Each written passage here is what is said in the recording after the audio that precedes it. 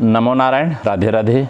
श्रीमद् भगवद गीता के पंचम अध्याय के 13वें श्लोक में जो कर्म संन्यास योग का विषय है, श्री भगवान अर्जुन से कहते हैं कि हे अर्जुन, सर्वकर्माणि मनसा संन्यस्यास्ते सुखम वशी नवद्वारे पुरे देहि नैव कुर्वन्न कारयन्।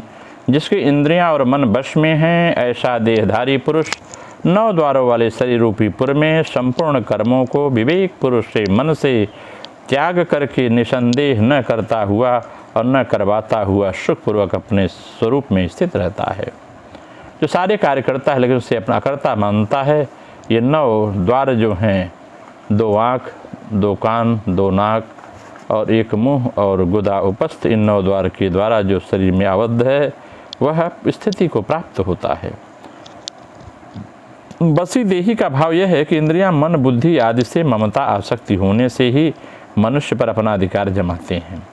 ममता आसक्ति न रहने पर स्वतः अपने वश में रहते हैं। सांख्य योगी की इंद्रियां, मन, बुद्धि आदि ममता आसक्ति न रहने से ये श्रद्धा अपने वश में रहते हैं।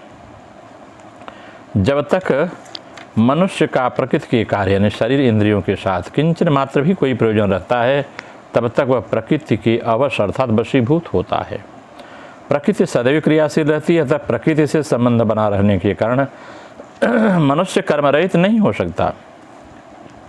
परंतु प्रकृति के कार्य स्थूल, सूक्ष्म और कारण तीनों शरीरों में ममता आसक्ति पूर्वक कोई संबंध न होने पर सांख्य योगी उन क्रियाओं का कर्ता नहीं बनता। यद्यपि सांख्य योग की शरीर के साथ किंचन मात्र भी संबंध नहीं होता, तथापि लोगों की दृष्टि में शरीरधारी ही दिखता है, इसलिए उसे देही कहा गया है। 9 द्वार पूरे शब्द का जो भावार्थ है यह है कि शब्दादि विषयों का सेवन करने के लिए 2 कान, 2 नेत्र, 2 नासिका छिद्र, 1 मुख, ये 7 शरीर के ऊपरी भाग में हैं और मल मूत्र का त्याग करने के लिए गुदा उपस्थ ये द्वार निचले शरीर में हैं। इन 9 द्वारों द्वारा शरीर को पुर अर्थात नगर कहने का तात्पर्य, जैसे नगर और उसमें रहने वाले मनुष्य दोनों अलग अलग होते हैं, वैसे यह शरीर और इसमें रहने वाला जीवात्मा दोनों अलग अलग हैं, जिसे आत्मा हम कहते हैं। जैसे नगर में रहने वाला मनुष्य नगर में होने वाली क्रियाओं को अपनी क्रियाएं नहीं मानता, ऐसे ही सांख्य योगी शरीर में होने वाली क्रियाओं को अपनी क्रियाएं नहीं मानता है। शरीर, इंद्रियां, मन, बुद्धि और प्राणों के द्वारा होने वाली जिन 13 क्रियाओं का वर्णन गीता में किया गया है, उन क्रियाओं के बोधक शब्द के रूप में ही यहाँ सर्वकर्माणि मनसा शब्द का प्रयोग किया गया है। मनसा संन्यास का मतलब यह है कि विवेक पूर्वक मन से त्याग करना। यदि इन पदों का अर्थ केवल मन से त्याग करना माना जाए तो दोष आता है, क्योंकि मन से त्याग करना भी मन की एक क्रिया है और गीता में मन से होने वाली क्रिया को कर्म कहलाती है। तो शरीर से होने वाली क्रियाओं के कर्तापन का मन से त्याग करने पर भी मन की त्याग रूप क्रिया का कर्तापन तो रह ही जाता है। तो मनसा संन्यास का अर्थ यह है कि विवेकपूर्ण मन से क्रियाओं के कर्तापन का त्याग करना, कर्तापन से माने हुए संबंध का त्याग करना। जहाँ से कर्तापन का संबंध माना है वहीं से उस संबंध का त्याग करना है। सांख्योगी अपने में कर्तापन न मानकर उसे शरीर में ही छोड़ देता है और कर्तापन शरीर में ही है, अपने में कभी नहीं है। नैव कुर्वन्न कारयन्, सांख्योगी में कर्तृत्व और कारित्व दोनों ही नहीं होते। वह करने वाला भी नहीं होता और करवाने वाला भी नहीं होता। शरीर, इंद्रियां, मन, बुद्धि आदि किंचन मात्र भी अहमता ममता संबंध न होने के कारण सांख्य योगी उनके द्वारा होने वाली क्रियाओं का कर्ता अपने को कैसे मान सकता है? वह कभी नहीं मान सकता। शरीरस्थोपि कौन्तेय न करोति, शरीर में रहते हुए भी यह अविनाशी आत्मा कुछ नहीं करता। यहाँ शंका होती कि जीवात्मा स्वयं कोई कर्म नहीं करता, परंतु प्रेरक बन कर्म तो करवा सकता है। इसका समाधान यह है, इसका उत्तर संसार जगत के लोगों के लिए यह है कि अगर जैसे सूर्य भगवान का उदय होने पर संपूर्ण जगत में प्रकाश छा जाता है, लोग अपने अपने काम में लग जाते हैं, कोई खेती करता है, कोई वेद पाठ करता है, कोई व्यापार करता है, आदि आदि कर्म करते हैं, परंतु सूर्य भगवान विहित या निषिद्ध किसी भी क्रिया के प्रेरक नहीं हैं। उनमें सबको प्रकाश मिलता है, उन पर प्रकाश का कोई सदुपयोग करे, उनके प्रकाश का या दुरुपयोग करे, इसमें सूर्य भगवान की कोई प्रेरणा नहीं है। यदि उनकी प्रेरणा होती तो पाप या पुण्य कर्मों का भागी भी उन्हीं को होना पड़ता। ऐसे ही चेतना तत्व से प्रकृति को सत्ता और शक्ति तो प्राप्त होती है, पर वह किसी क्रिया का प्रेरक नहीं होता। यही बात भगवान न कारयन् शब्द में कही है कि मैं कोई कर्ता नहीं हूँ। मैं तो व्यवस्था रास्ते सुखम मनुष्य मात्र के स्वरूप में स्वाभाविक स्थिति है, परंतु वे अपनी स्थिति शरीर, इंद्रिय, मन, बुद्धि, प्राण आदि में वो मान लेते हैं, जिससे उन्हें स्वाभाविक स्थिति का अनुभव नहीं होता। परंतु सांख्य योगी को निरंतर स्वरूप में अपनी स्वाभाविक स्थिति का अनुभव होता रहता है। स्वरूप सदा सर्वथा सुख स्वरूप है। वह सुख अखंड, एक रस और अपरिच्छिन्नता से रहित है। एक वस्तु की दूसरे वस्तु में जैसी स्थिति होती है, स्वरूप में वैसी स्थिति नहीं है, कारण कि स्वरूप ज्यों का त्यों विद्यमान रहता है। उस स्वरूप में मनुष्य की स्थिति स्वतः स्वाभाविक है, अतः उसमें स्थित होने से कोई श्रम उद्योग नहीं है। स्वरूप को पहचानने पर एक स्वरूप ही स्वरूप रह जाता है।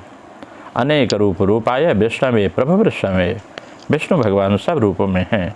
यह आस्थे का शब्द का जो प्रयोग किया गया है, इस अर्थ में क्रिया जिस तत्व की सत्ता को प्रकट कर रही है वह सब आधारों का आधार है। समस्त उत्पन्न तत्व उस अनुत्पन्न तत्व के आश्रित हैं। उस सर्वाधिष्ठान स्वरूप तत्व को किसी आधार की आवश्यकता है ही क्या। उस स्वतः सिद्ध तत्व में स्वाभाविक स्थिति ही यहाँ आस्थे कहा गया है। नैव कुर्वन्न कार्यं, तत्व प्राप्ति करने का भाव ही बाधक है। करने के भाव से ही कर्तृत्व आता है और कर्तृत्व से व्यक्तित्व आता है। क्रिया प्रकृति में है, स्वरूप में स्वतः अक्रियता है, अतः करने से प्रकृति के साथ संबंध जुड़ता है और कुछ नहीं करने से स्वरूप में स्थिति होती है।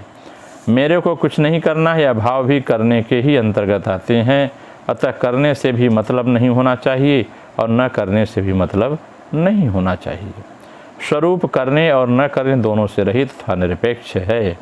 अगर इसकी हम क्रिया योग के माध्यम से व्याख्या करें तो यह बात और स्पष्ट होती है। क्रिया योगी जन जो हैं, जो योग अभ्यास करते हैं, सर गुरुदेव महाअवतार बाबा जी की प्रेरणा से, परम गुरुदेव भगवान की कृपा से वह यह बात समझ में आती है उन्हें कि साधना के द्वारा जिसका मन संकल्प शून्य हो गया, उसकी ज्ञानेंद्रियाँ और कर्मेंद्रियाँ स्वभाववश कर्म करती हैं, परंतु उन कर्मों में देह को अभिमान नहीं रहता, अतः वास्तव से कोई कर्म नहीं होता।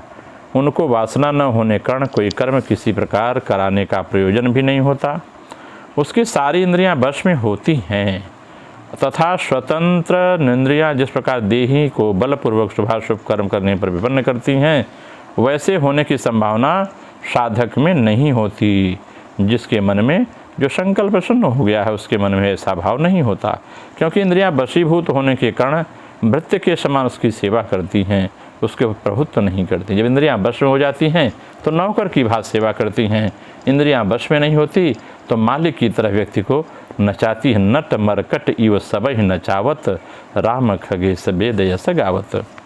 किसी कर्म के सफल होने पर भी वह आह्लाद को उत्पन्न नहीं होता और न किसी प्रकार की विपत्ति आने पर कातर होता है, क्योंकि जो मन यह सब तमाशा करता है वह बिल्कुल अवरुद्ध रहता है, वह बध जाता है, वह सुषुम्ना नाड़ी में प्रवेश कर जाता है।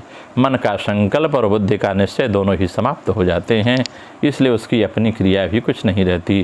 केवल सुख में वास करना है, अर्थात सशोभनम खम मन शून्य, आकाश में अर्थात परमानंद आत्मा में उसकी अवस्थिति होती है। उस समय देह में देही के 9 द्वार खुले रहते हैं, अर्थात सब द्वारों से काम होता है, परंतु आत्मानंद में अवस्थापन के कारण उसका कार्य भी अभिमान नहीं होता। इसी कारण कुछ करता ही नहीं और न कुछ कराता ही है। यथा चंद्रिकाणाम जले चंचलत्वम तथा चंचलत्वम त्वापि है विष्णु। तुम स्वयं स्थिर भगवान कहते हैं, परंतु चंचल जल में प्रतिबिंब चंद्र छाया की तरह चंचल जान पड़ता हो, यह भ्रमात्मक है। उसी प्रकार आत्मा चिर स्थिर है, परंतु प्रकृति या देह की विविध गति हो रही है, इसे देखकर आत्मा की ही गति हो रही है, ऐसा जान पड़ना भी संभव है। निष्क्रिय आत्मा का कर्तृत्व भक्ताभिमान भाषावान होने कारण स्वरूपतः वह सत्य नहीं है। सत्य है, आत्मा सत्य है, वो चंचल छाया सत्य नहीं है, आभासी मात्र है। नमो नारायण। राधे राधे।